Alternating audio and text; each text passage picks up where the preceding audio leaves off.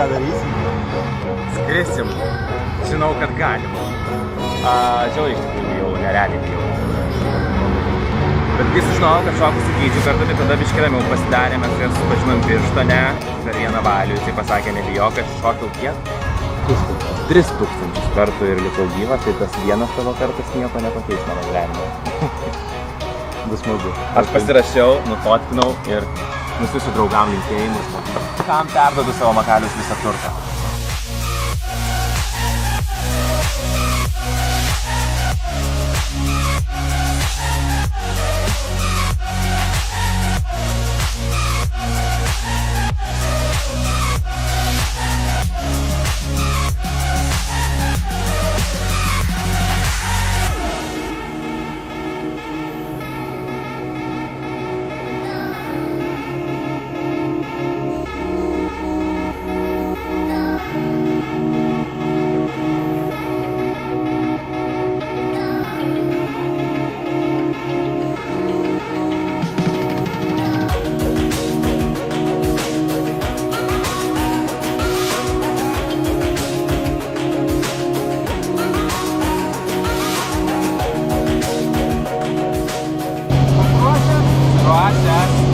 Negaliu kalbėti, aš labai dreba balsas mano.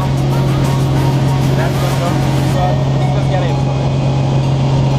Niekada nekeliavau lėktuvu į vieną pusę, dar nusilipimo.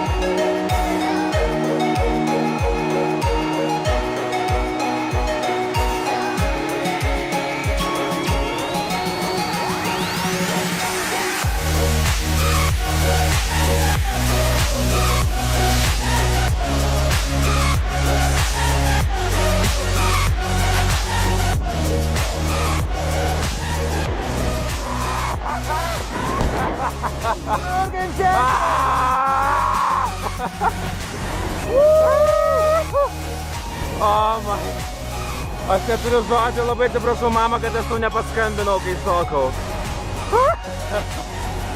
Ir kaip segė? Kai reikėjo šokti, aš jau beveik apsiverkiau, nes tikrai buvo žiauriai baisu.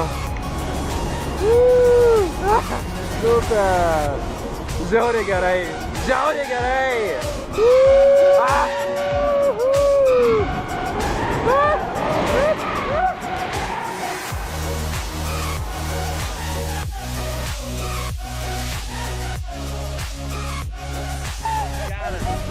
Labai gerai!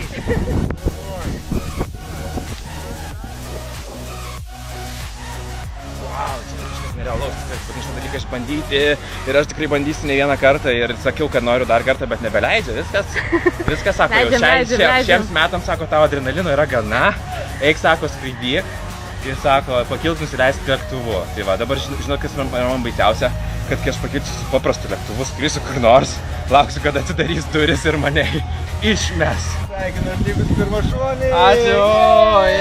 Šuolis, pažymėjimas. Geras, nerealiai pažymėjimą, kad sėkmingai baigė praktinį ir teorinį mokymą ir atliko šuolį partu iš 3000 metrų. Geras, 16 metų, tai Liepos 2 dieną išdrįsti, nors jau buvau gavęs dovanų prieš 2 metus skrydį ir neiššokau, kol manęs neįkalbėjo Skydive Klaipėda ir Gytis.